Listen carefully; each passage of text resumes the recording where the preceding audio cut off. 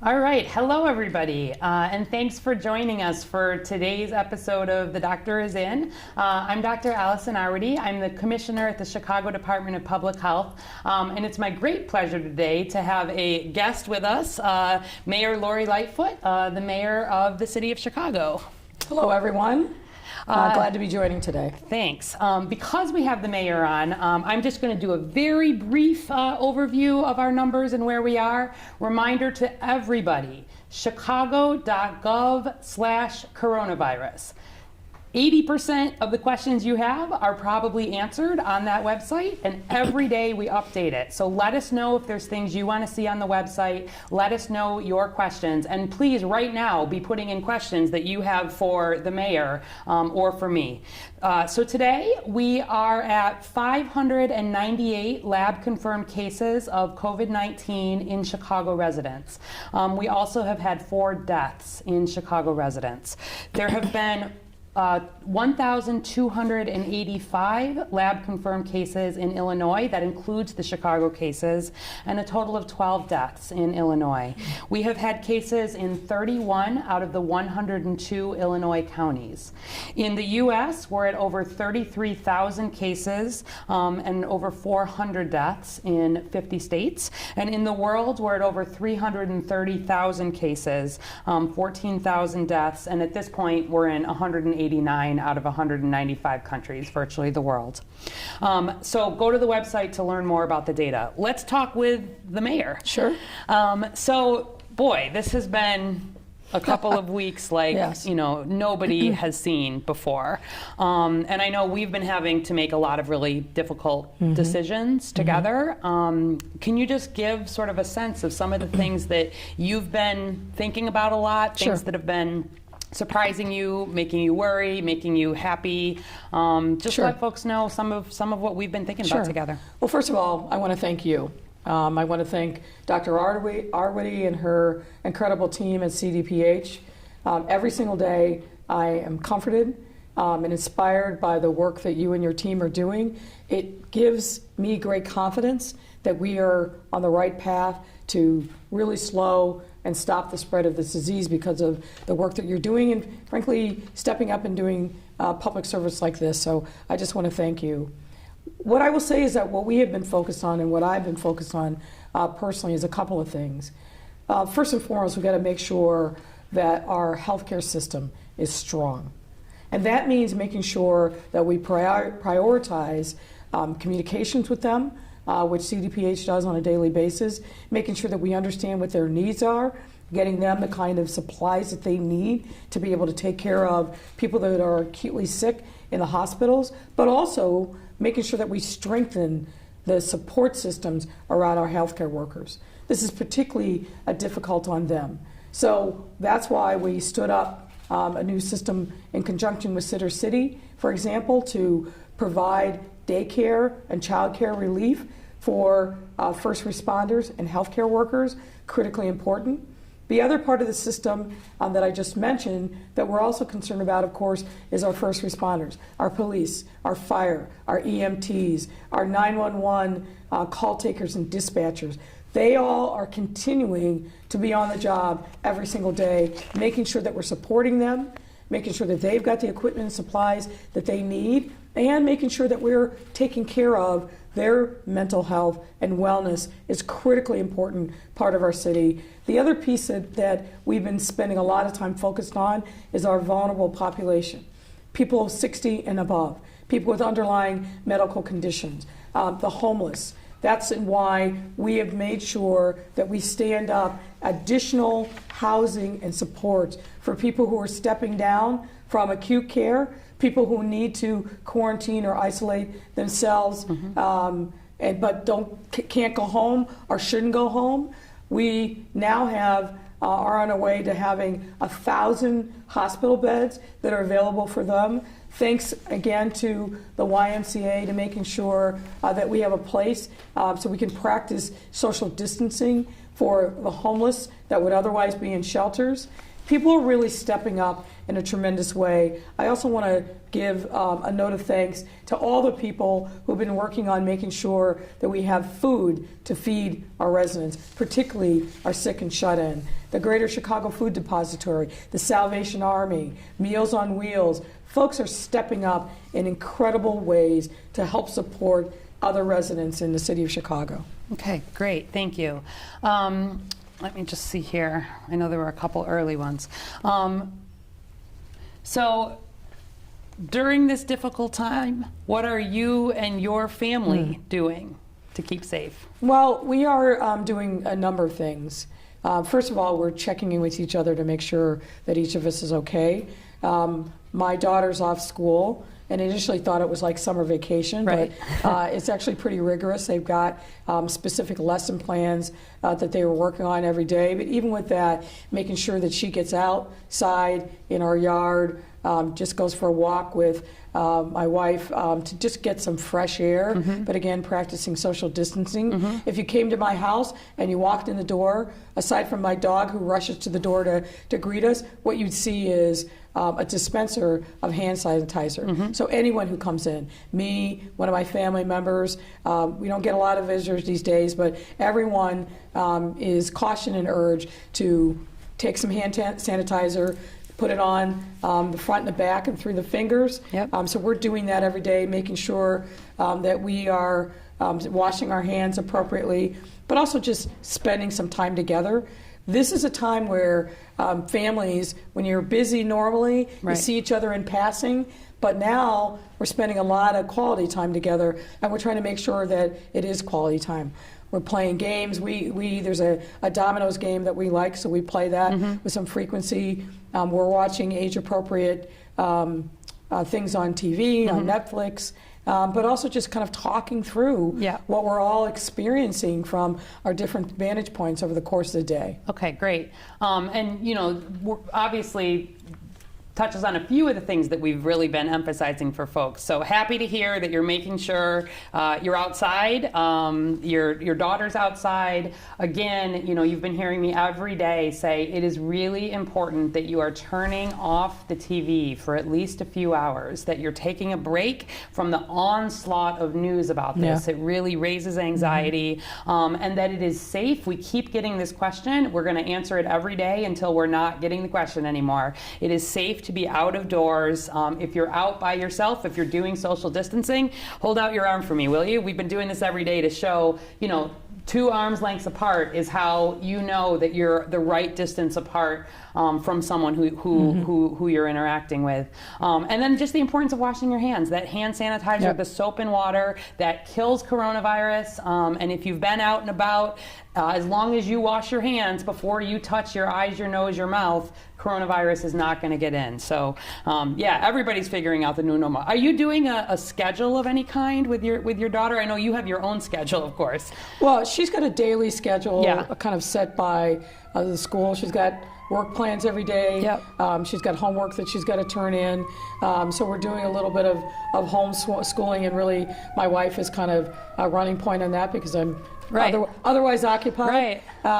But I try to get home every night at a reasonable time, so we have family time together before she goes to bed, and then my wife and I take time for ourselves just to catch up. The other thing I will tell you that I usually try to call my mother, who's 91 years old, every day anyway. Good. But I'm really making a special point of reaching out to her, checking in with her, making sure she's okay, that she's got food, and that she's not feeling isolation, even though she's physically isolated from other people. I think that's critically important. And then others, and I've got other relatives who are up in age, and just checking in with them to make sure that they're okay as well. Perfect. And can you talk a little bit about for people who are older or maybe at home in Chicago and may not be as connected, may not have people checking in on them? I know that's been something you have been really instructing the team to think a lot about. Maybe folks may not be aware some of what we've been planning on and thinking about. So this is being led by the Department of Family and Support Services. We are doing an aggressive, intentional intentional check well-being effort.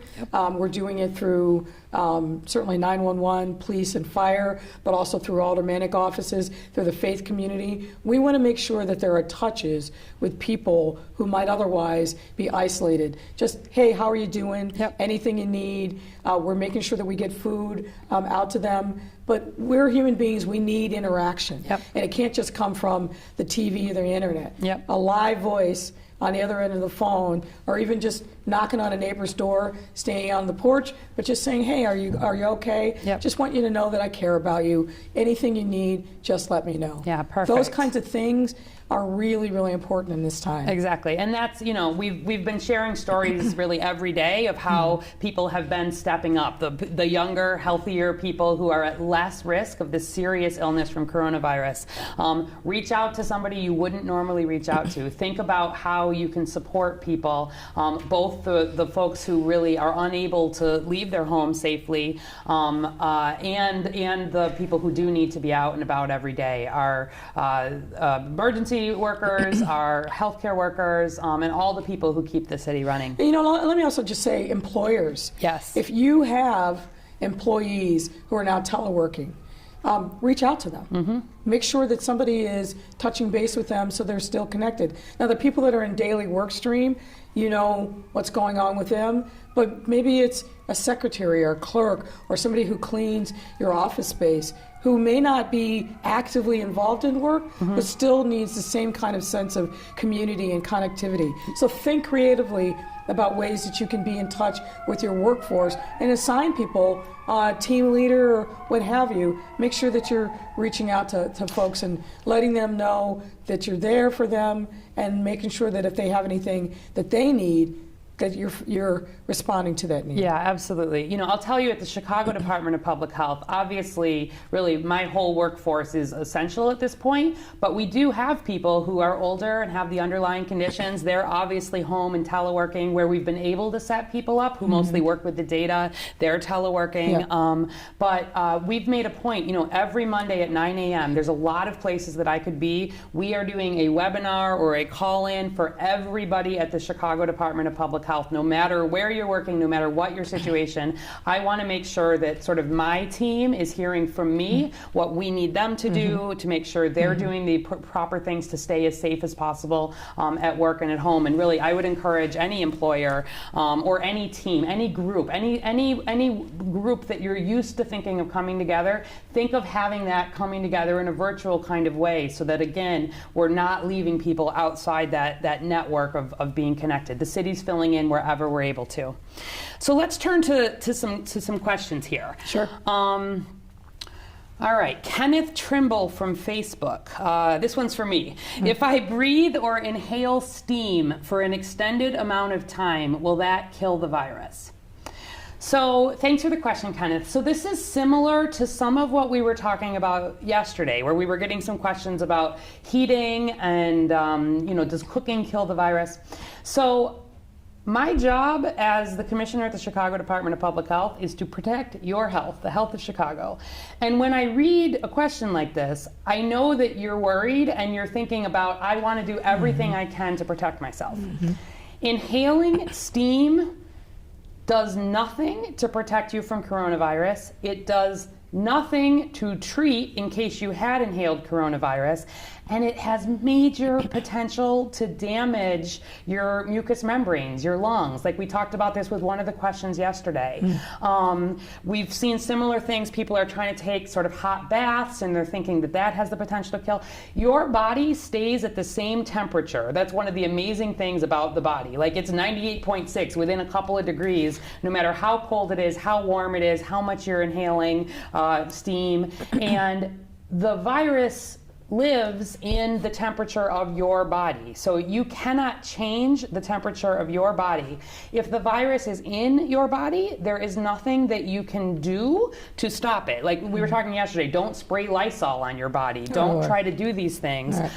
Your immune system will work to fight it off. we want you using the appropriate things. We Yes. want you washing your hands with soap and water. We want you using products that you would normally use to clean the body on the body, to clean surfaces the way that they're approved. So please don't be making things up. You have the potential to hurt yourself. Well, can we just push on that Yes, question a little please. bit more? I've been hearing from folks, hey, what about if I take this? Hey, what about if I take that? Yeah. Folks, be careful. There's no cure for coronavirus. People are working really hard to get to a place where we can get a vaccine, but that's probably 6 months to a year away at the earliest. And I know there's been conversation at the federal level about, well, there's this drug for malaria. Right. We don't know that. So please do not go out there and just because you've heard something on television or social media, do not do that. You will end up hurting yourself. We will let you know as soon as we are aware that there's a sanctioned, federally approved drug that can actually help with coronavirus. But for now, just make sure that you do what we've been advising for many weeks. If you're sick, stay home. Mm-hmm. If you got fever, cough, upper respiratory issues, and you really, after a couple days it's not getting better, call your medical provider.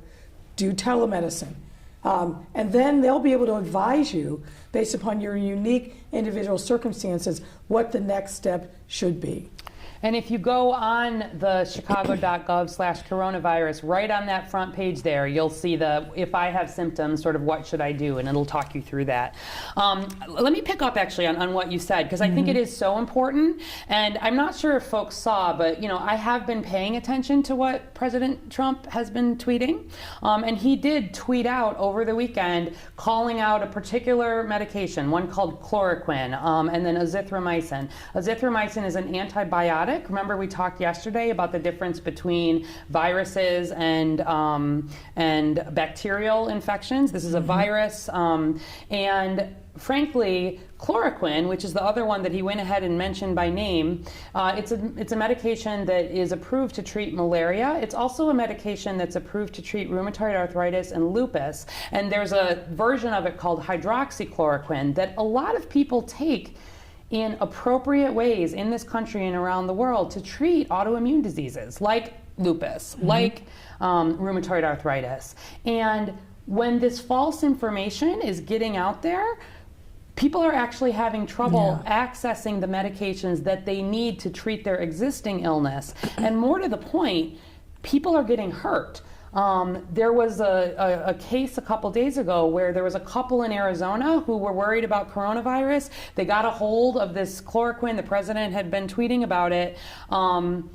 Took a lot of this chloroquine. It's a dangerous medication. If you don't know what you're doing, you're not taking the right dose. And the man died, and the husband is now in critical condition. I was reading that in Nigeria, there are multiple people who saw this tweet, same thing, managed to get a hold of this, take it, critical condition, people dying.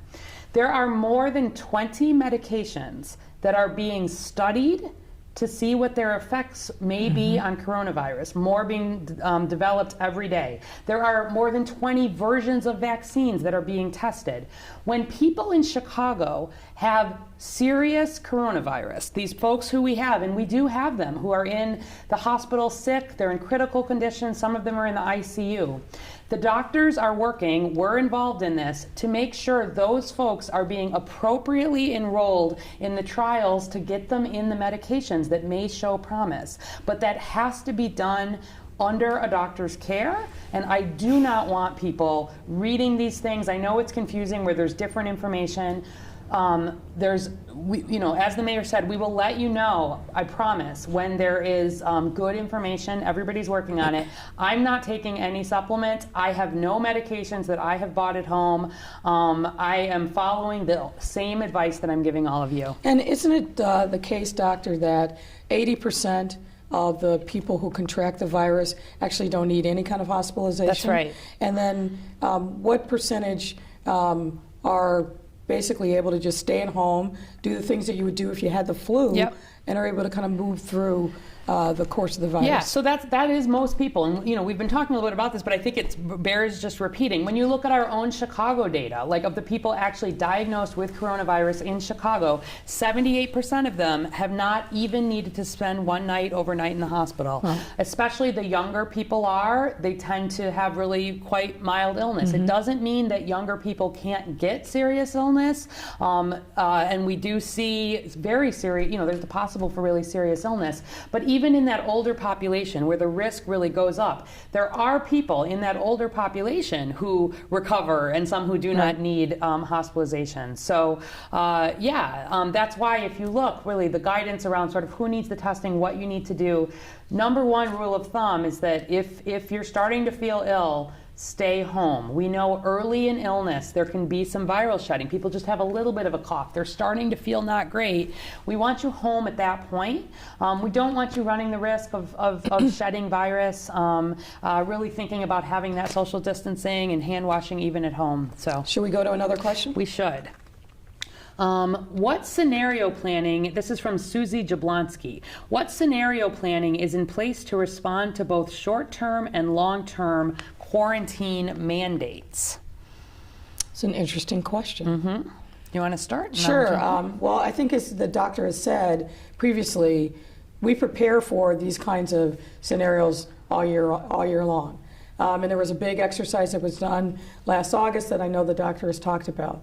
But what we've been thinking about is what are the likelihood of the number of people that are going to have to quarantine or isolate themselves based upon what we're seeing in the modeling and the projection of the spread of the virus. And based upon that was why we took steps, which we announced yesterday, to secure a number of hotel rooms. So for people who don't need acute care in the hospital, but may need some additional time to recover. Maybe they can't go home because of circumstances within the household. We want to make sure that we're providing them a place to recover. So we have what we believe will be about 1,000 hospital beds coming online today, and our hope is by the end of this week to have 2,000 hospital beds. Those are being staffed by medical personnel, not the hospital, I said hospital, I meant hotel beds. Those are being staffed by medical personnel in the hotels. So hotel workers themselves won't come in contact with anybody who's being quarantined or isolated. But we need to build this excess network of other spaces so we can take the pressure off of hospitals and reserve those acute care beds for those that are most in need of intensive medical treatment. Yeah, perfect. And I think, that's where the mayor's really speaking about the use of the word quarantine in a formal way, which is we've been talking about formal quarantine isolation. Really exciting new capacity. You can look at the press conference we did yesterday that talks about this ability for us to have not critically ill patients, but patients who have a mild illness and just don't want to be at home. They don't have a safe place to be. There's vulnerable people at home. Some of what that looks like. I think sometimes people are still using the word quarantine to mean the stay-at-home order, and in that way, it's not the official quarantine. But do you want to maybe speak a little bit about some of how that is playing out and how we're thinking about that? Yeah, I mean, we're still urging people to stay at home. That's the safest place, period. But be smart about it.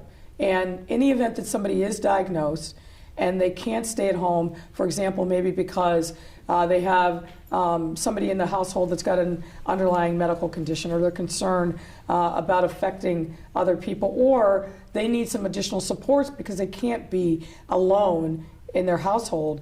Those are the very kinds of circumstances that our hotel spaces are built for. And then, of course, people transitioning. We know of it as step down. People transitioning from the hospital before they're able to go home on their own. Those hotel rooms provide a safe space for them. And we announced yesterday we are repurposing hospital rooms in Metro South in the event that we need additional rooms there. So the thing to know is that we have a very comprehensive plan being led by Dr. Arwady and her colleagues at CDPH, that we're in contact with lots of different touch points: healthcare system, first responders, vulnerable populations, food security, making sure that we're working on logistics to transport people to and fro safely. All of those things are being worked on a daily basis. We've got working groups in place. We're talking to folks. We're working on the supply chain to make sure that we have a ready supply of critical needs for first responders and healthcare workers. All of these balls are in the air, but they're being managed because we spend time outside of crises making sure that we're managing things well. All right, just in the last couple of minutes, can you talk a little bit about some of the economic thinking that you're doing for Chicago? Sure. Well, with the closures of bars and restaurants, and now with the stay-at-home order, a lot of non-essential businesses aren't able to function. We've been very concerned about those small businesses in particular, and also the workers. So we stood up last week a resiliency fund for small businesses. And this is intended to help small businesses meet their payroll and keep people on the job. The other thing that's happened is the Chicago Community Trust and the United Way also stood up a separate fund that is intended to support community-based groups, not small businesses, but groups that are in the community providing vital services to members of the community, their workers as well, and to help with rent, to help with food. So those resources are also available. Well, we're thinking about what can we do right now at the local level, not wait for federal resources to come to support people in our neighborhoods who need it most. And if, again, on the website, if you go, there's lots of information on here for food, housing, employment and financial support, utilities, a schools and youth section, a general information, and a how you can help.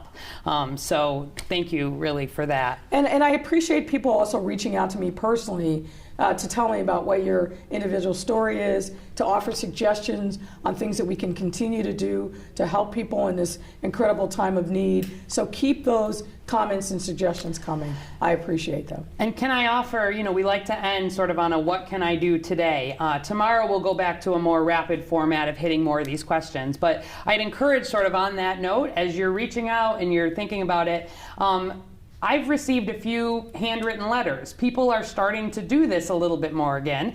I will remind you that the post office is open. I will remind you that it can be a good skill to teach your kids or even to be thinking about doing yourself.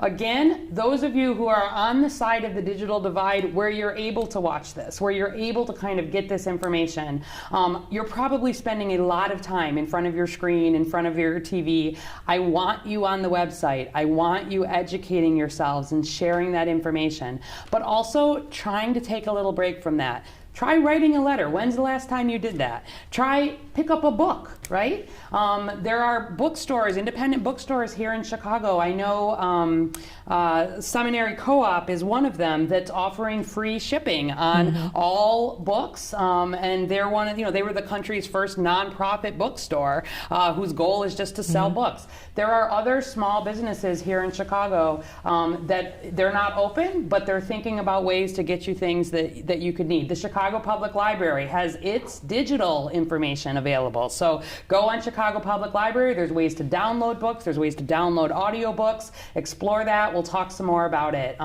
But look out for each other, stay safe. We'll be doing more on some of the science again tomorrow. And really, I want to thank you, Mayor Lightfoot, for your amazing leadership and partnership in this. We've been working on this so closely together, really at every step, looking at the data, looking at best practices, and trying to do everything we can to keep you safe and to really limit as much as we're able to the economic and social impact. And let me just say in closing, every single day, something amazing happens where somebody in Chicago has stepped up and helped.